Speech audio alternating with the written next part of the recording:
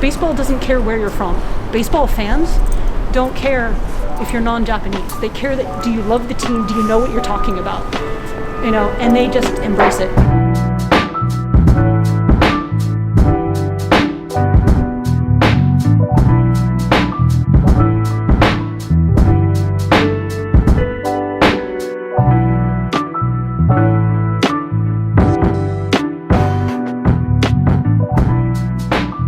Hello everyone, just a quick reminder that I am doing a giveaway for a genuine 19th century Japanese woodblock print, and that is in honor of reaching 1,000 subscribers on the channel.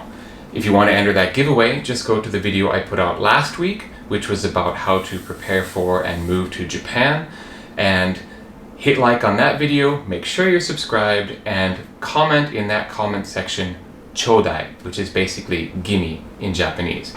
With that out of the way, let's get into today's video. What's good everyone? Welcome to the channel. Today I have a very special guest with me. 2 weeks ago I did a video about otaku and how outside of Japan, otaku tends to mean like something to do with anime or manga, but the word otaku actually only means geek or fanatic or fan, or dare I say super fan. And my guest today is a Japanese baseball super fan. And Jennie, if you could just start off by talking about your history of like why you're in Japan, your story of being here, and how baseball tied into all of that, because I think Japanese baseball is on a lot of people's bucket list of things to do when they visit Japan. But and I think it should be. Yeah, not many people go down the rabbit hole like you do. No, but and you know me, I don't do anything halfway either. So yeah. So I guess by way of introduction, like I came here, I'm originally from Seattle, and I'm a long-suffering Mariners fan. Okay. But you know, when I moved to Japan, I wasn't super into baseball at that time, just because I had been living in Washington, D.C. for college. And so I rediscovered baseball in Japan, but it took me a while. Like I moved here on the JET program as a teacher, and briefly was super fan of sumo. When I Only briefly? 4 or 5 years, and then I moved on, but then when I moved up to the Kanto area, baseball was more accessible. And my husband and I went to a Chiba Lotte Marines game. This was back in 2009. And we're like, this is really fun. Maybe we should do this. And we never went to another game. Okay. I think it's just we got busy. But then so it was kind of a false start, which is it was a false surprising. Start. But we definitely loved it because we were out in the cheering section jumping up and down and didn't really know what was going on. But then in 2016, I think it was 2016, one of my friends from graduate school said, I have extra tickets to a Yokohama Bay Stars game. Would anyone like to go? I can't go. And I'm like, sure, why not? We've been to a Chiba game. Why don't we go to a Yokohama game? And that's kind of when I fell in love with the Bay Stars. And my husband is a Marines fan because Bobby Valentine was the manager. Okay. So already from the very beginning, when we rediscovered Japanese baseball, we have two teams.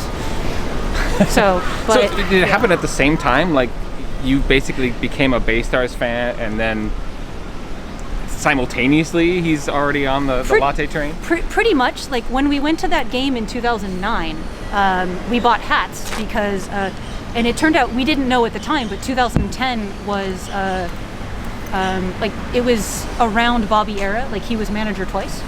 Okay. And so he knew of the only thing he knew about Lotte was that Bobby had been a manager, and my husband is a Mets fan, and so for him, Bobby equals Mets, Mets equals Lotte, automatically, no question, gonna be a Lotte fan. So for him, it was predestined. So did he get upset when you went in a completely different direction? So it's really funny. It's actually his fault, kind of, that I became a Bay Stars fan. Okay. Because we came to that one game, and I'm not sure if you know, like Yokohama Stadium, the nickname is Hamasta, Yokohama Stadium. And so the nickname is Hamasta, and the character, therefore, for the team, the mascot is a hamster. Nice. And of course, being capitalism, they sold a headband with hamster ears and a hat. Okay. And my husband, like when we were at that one game, he saw that and he's like, I think she needs the ears. And so he came back and he like, I got you a present. And he gave me the headband. And that kind of sealed the deal because, you know, I'm a language teacher, so I'm also interested in puns and wordplay. And so I'm like, well, that's awesome. So already there's a pun. One of the players on the team, his name is Yoshitomo Tsutsugo. And his name, obviously, if you listen to it in English, Tsutsugo, go is Japanese for 5. So the cheer, everyone would be like, go, Tsutsugo. Yeah. And I'm like, another pun. This is perfect. Okay. And there's other things. The song for the team, like it's the Yokohama DNA Bay Stars. But in the song that they sing, one of the team song, it says Yusha no DNA, and that means like the players, the powerful players' DNA. But they use the kanji for deoxyribonucleic acid, DNA, not the team name DNA. So they still build in puns and wordplay. In the U.S., when a player comes up to the plate or a new pitcher goes to the mound, they'll have like their theme music that plays. Like the walk-up music, yeah. Yeah, the walk-up music. Yep. How is that different from like what's going on in the Japanese baseball stadium? Because it sounds like it's a different thing. There is walk-up music, so all the players have walk-up music. I actually have a YouTube playlist of the walk-up music of both of my teams. That's how I get ready for spring training, is listen to the music. Okay. Get fired up. Yeah. Also good Japanese study. But what happens is when they come up to bat, of course we've got the walk-up music while they're coming up to bat, the cheers don't start immediately. Usually, like the cheering group, it's called the Owendan. There's an official group that there's a guy in our outfield, he wears white gloves, and so he claps along so you can see the beat with the white gloves. Okay. And they'll give a signal. Like a drum major. Yeah, pretty much, yeah. And they'll give a signal, and then they'll start a cheer. And again, each player has a different cheer.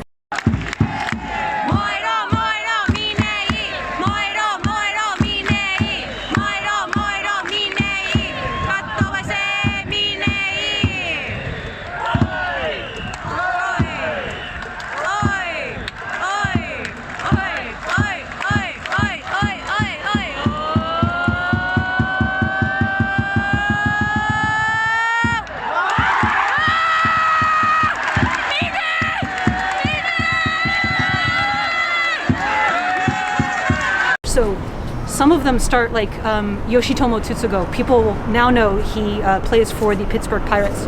Okay. So his cheer had a fanfare. And so as he's stepping up to bat, like there's this silence in the stadium, and then you hear boom, boom, and everyone has their arms out, and they're like, Yokohama no sora takaku. And they'd sing this, and then they'd go into this clapping cheer.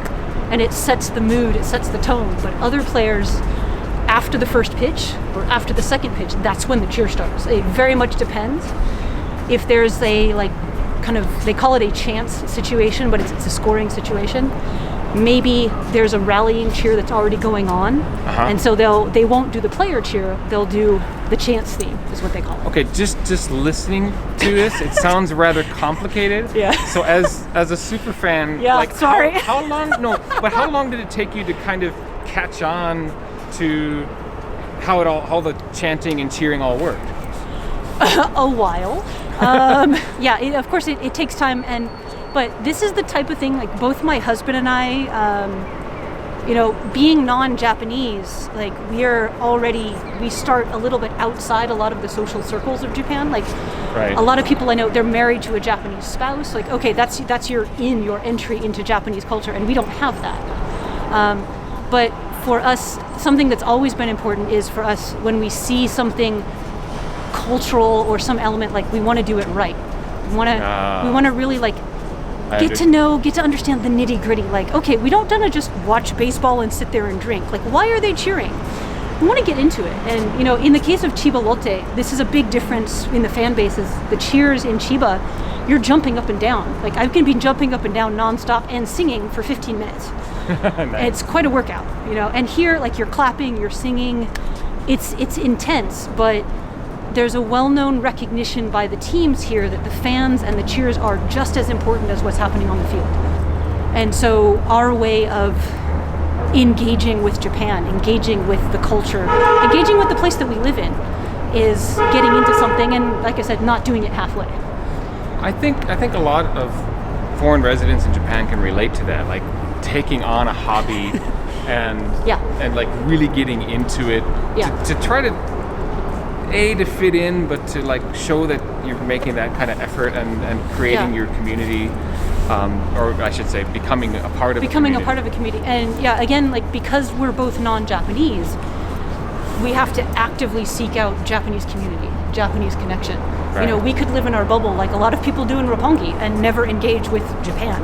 Yeah. But that's not who we are. Mm-hmm. And we also very much are the type of people where if you're living in a foreign country, you should be making an effort to at least learn the language. Sure. And engage with the community. About how many times over the course of the season are you going to be in this stadium, do you think? As many as humanly possible. What's your record? I think last season was actually my record for this stadium particularly. In one season, 2019, collectively across all the different stadiums, my husband and I went to 71 games. 71 The season games. is 143 here, so it's a little bit fewer than MLB, and Mondays are almost always off, so it's a there's often a 6-man rotation of pitching, and Monday is always off, so here, I think last year, I was able to get here for 25 games. And part of that's motivated by, with my fan club membership, the more games you go to, you move up in ticket purchasing stages. And if you go to 20 games, you are Gold Plus stage, which is the fastest ticket purchasing option. So my goal every season for this stadium is 20 games to maintain that ticket buying. Okay. That gives you priority for playoffs, all kinds of different things. Well, let me ask you Knowing this. people matters. For people who might be coming from abroad as a tourist or something, or they live here now but they just want to experience their first Japanese baseball game, where would you recommend that first experience, like an easy first experience or a good first experience would be? If you want a stadium experience that I think is most close equivalent to America, I would actually say Yokohama, because they have done a lot to sort of study the atmosphere and culture of baseball, and so there's a dance group that comes out, and I know cheerleading and dancing, people are that's not in baseball, but that's a different discussion. But they bring in entertainment in between the innings. They've got giveaways, they fire t-shirts into the crowd, those sorts of things, and they've got a lot of the music, they set a good atmosphere, so I think this is a good place. As I said though, it's hard to get tickets. I think the other one that I think has a good atmosphere would actually be Kobo Park, which is up in Sendai, Miyagi. That's the Rakuten Golden Eagles. There's a guy, Marty Kunert. He was brought over as GM. He was hired by the owner of Rakuten to establish that team back in 2011, 2012? I believe it was 2012. Don't quote me on that.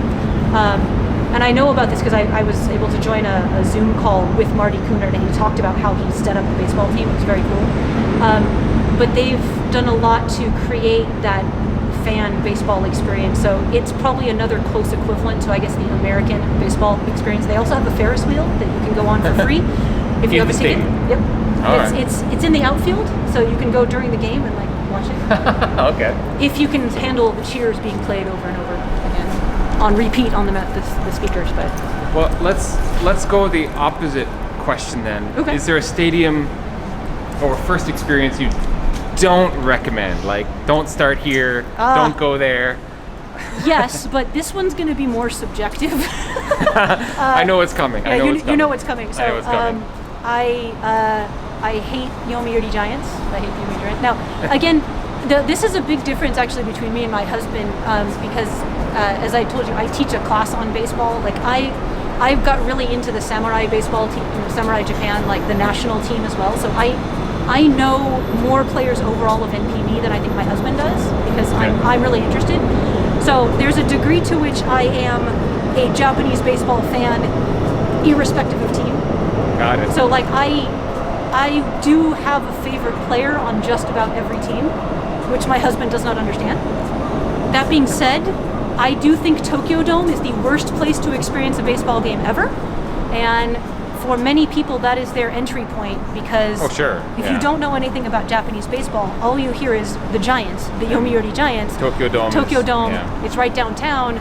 Let's do that. It's convenient, but it's a dome. Baseball was meant to be played outside. Outside, yo. Have a nice baseball. Okay. You recommended stadiums to go to and to not go to. How about like if someone really wanted to take their love of baseball to the next level in Japan? What do you recommend they do? Like resources to check out, or how do they walk the path you did and really get into the fan club and make that community that you talked about? So I got lots of answers, but first I want to say one thing. I want to give a small nod back to Tokyo Dome. As I said, throw them a bone. Don't let that be your first game, but I will say I was there for the opening series, the MLB opening series, with Yomiuri playing against the Mariners and the Athletics. And I've also been in there for Samurai Japan games, and let me tell you, when that place is at full capacity, 50,000 people singing those cheers, singing those chants, that is one of the most amazing feelings ever. Like, we watched the All-Star game, and Yanagita, who is probably one of those players that will never go to MLB that really should have, he launched a backscreen sayonara grand slam over the MLB All-Stars, and oh man, was that an incredible feeling. So for stuff like that, I'm all about Tokyo Dome, but generally I don't think it's a place to watch a milquetoast run-of-the-mill everyday game. But I think for big ones, I think it's okay. Yeah. That being said, if you want to learn more about Japanese baseball or get interested, there's a couple blogs that I might recommend and websites. There's one, my friend Steve is going to kill me when he hears I said this. There's a blog called Graveyard Baseball that's run by a couple Seibu Lions fans. Okay. I say this, my friend Steve is a Lotte fan, and Seibu and Lotte are rivals. And anything you mentioned, like blogs or websites, I can link in the description of this video so people can find it easy. Great. But Graveyard Baseball, during the pandemic in particular, they actually updated, they've got two blogs. I actually assign these to my students when they're studying Japanese baseball in my class. Introductions to all of the 12 teams, comparison to MLB teams, like why you would root for them, why you wouldn't root for them, what's their MLB equivalent. So if you have a particular team in MLB and you want to pick a loose equivalent or a rough equivalent, this blog can sort of help you with that. Okay. So I think that's a good resource. That's cool. If you're interested in access to interviews or information and eventually possibly tours to Japan, I recommend actually japanball.com. And this is a group I found out during the pandemic. A lot of things went online. They weren't able to bring in tours because the borders were closed. Right. But they started having Zoom calls that they called Chatter Up. And they would have on former players. So I've joined a couple calls with former Hanshin player. As I mentioned before, Marty Kunert, he was the original GM of the Rakuten Eagles. He was a guest. Bobby Valentine was a guest, so my husband went super fanboy and was super excited. But as I said, the assistant GM for SoftBank was a guest. And the Shane, the guy that runs it, he's got connections with MLB. So we actually also got to have an interview with, I'm blanking on her name. Is it Karen Ng? The GM, the female GM for the Marlins. She's the first female GM. You got me. Any MLB team. Jerry behind the camera, you know who that is? Sorry, I'm afraid Last name is Ng for sure, but I don't remember what her first name is, so I'll have to check that later. But she was the first woman ever chosen as a GM, and he knew her because of his connections in baseball. He's done scouting work and things, and so we got a Zoom call with her. And so we've got to talk about what's it like being a woman working within the business of baseball. Nice. I've learned so much about baseball, but I've gotten a lot of great connections, and I've made some friends that are waiting to come on tours that I look forward to going to baseball games with them. Yeah. So there's a good community in there and a lot of information introducing Japanese baseball. There's regular articles talking about different things, introducing different things.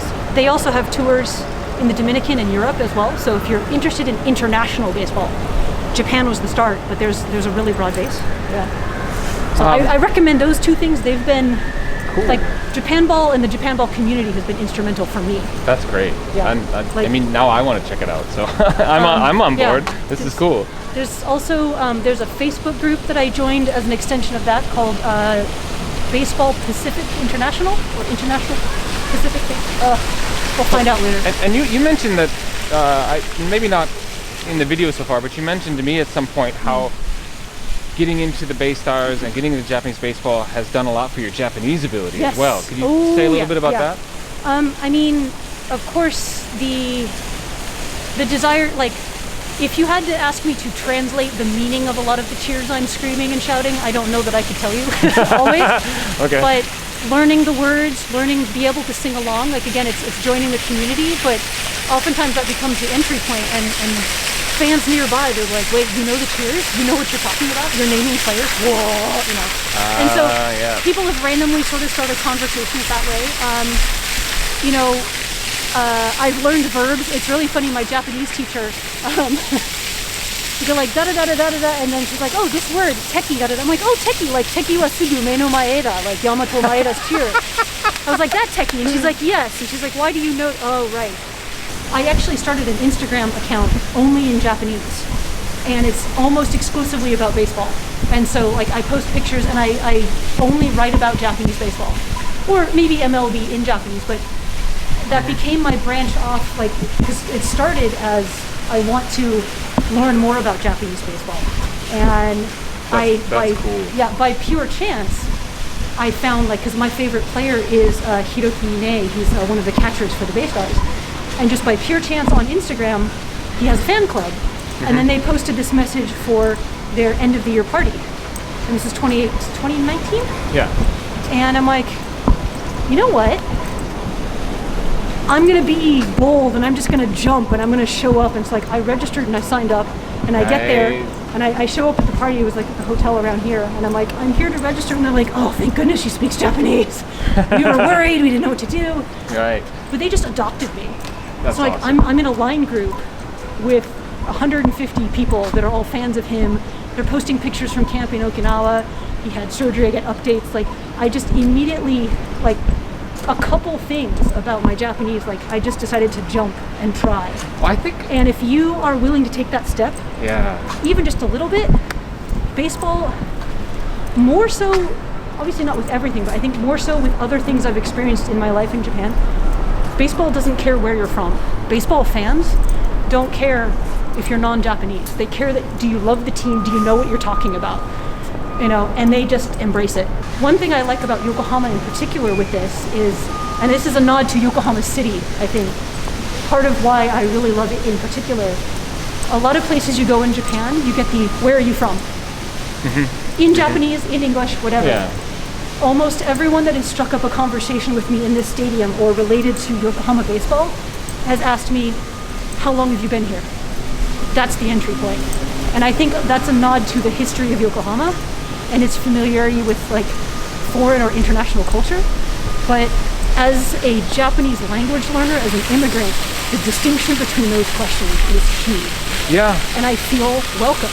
Well, I've talked about there's that difference when you first arrive in Japan. You get the Nihongo wa jouzu desu ne. Yeah. But if you've been here a while, that morphs to Nihon nagai desu ka? Yeah. Like, you've been here long. Yeah. Or they start correcting your Japanese. Yeah. They're like, you're good enough that we're now giving you feedback so that you can be better. Yeah. You wish you'd done that from the start, right? Yeah. But yeah, like, I really like that. And for me, you know, a lot of people are like, oh, I want to study vocabulary, flashcards, this or that, or manga or anime. Those never held any appeal to me. For me, what has always been my motivation as a language student, and like, I studied in high school and college, and I was a terrible student. I'm a much better student now because I study through the topic that motivates me. Like, when I first came to Japan, like I said, I got really obsessed with sumo. Yeah. I learned kanji, all these things. I was learning rikishi names, like the names of the wrestlers. Came to Tokyo to navigate the subway system, suddenly realized because I learned sumo names, I could read all the station names because they're the same kanji or readings and sort of things. Yeah. And then eventually it switched over to baseball, and, you know, like, that's my motivation. Like, my line app the news. It's all news stories, all about baseball. Right. Like, and so I keeping track of things constantly. There's no other topic that consistently motivates me to read news in Japanese other than baseball. I think that is something that you share in common with a lot of people who get really good at Japanese. You know, you'll reach a certain level of general Japanese for Yeah. general situations, but there's always going to be like that thing or things you're into, and then your Japanese is suddenly like, wow, Oh yeah, light, you know, Totally white different. hot, basically. yeah. Like I sometimes get the like, "Nani shiteru no?" Like why on earth do you possibly know that information? Yeah, How yeah. could you possibly Yeah. know that? You know. The other part that's been interesting that I'm still navigating is I'm a foreign woman who likes baseball, and I think a lot of times people don't know what to do with that. As a female baseball fan, first of all, they're like, "Oh, you must like that player because he's hot, he's good looking." That's nothing to do with it. I like my favorite player, the catcher, because he's a control freak, but he's really good at playing emotional games with the batter. Like he knows how to call an excellent game. I don't care what these people look like. I care that they know how to play baseball really well. Yeah. You know, and I think I can't always relate to Japanese female fans because of that. Because a lot of them are like, "Oh, he's sticky, he's whatever," and I'm like, "Just give me a break." Like So that's that you sometimes wondered how you fit into the sometimes, fan- yeah. But I'm more and more I'm finding like people that are like me, like female fans that are like me as well. But I think Japanese baseball fans sometimes don't know what to do with me. When my husband and I are together at a game, it's okay. But if I'm there by myself, people are like, "Why is she here?" A little bit sometimes, you know, or like Japanese men, I think, don't always know what to do with a diehard female baseball fan by herself at a game. Like, is she normal? Okay. Is she weird? We're not sure. You know, so I do often feel like gender dynamics. Okay. A lot of times. That makes sense. Well, Yeah. Jerry, behind the camera, did you have any particular question you wanted to ask? You're an even bigger baseball fan than I am, so you might have something you want to know. Not right off the top of my head. Fail. Okay. No worries. I really, really appreciate you coming out to do this, and we talked about a lot of different stuff, and I Happy think to we be got a some. baseball evangelist. Yeah, exactly. And you know, it was really enlightening for me, and it's something that just listening to you talk about it, the way your passion comes through for it, it Probably makes a little over the top. Well, it's like I feel like I need to get onto that website you mentioned and figure out what my team is and join in. I still maintain I think you'd be a good Yokohama fan. Good Yokohama fan. Well, we'll see. Just we'll see. just saying. I'm a Cub fan when it comes to MLB, so. Well, but if yeah. you know, I love my Bay Stars, but if you're used to winning, maybe not the best team. I'm a to Cubs fan, support. I just said, Yeah, so don't worry, this is we what don't I have to think, worry yeah, about that. You're a Cubs fan. I think you could ease into Yokohama just fine. All right. Well, thank you again for joining us. Thank you to all of you who are watching. Please remember that I'm doing that giveaway on my other video from last week, so remember to go back and check that out. Free Subscribe to the channel, and if you've made it this far in the video without hitting the like button, now's the time. Thanks again for watching. Like for Japanese baseball. Like for Japanese. Absolutely. Thank you so much, Jenny. Thank you, Jerry, behind the camera. Wonderful. Yeah, thank you for inviting me on. We'll catch you next time. All right. Peace.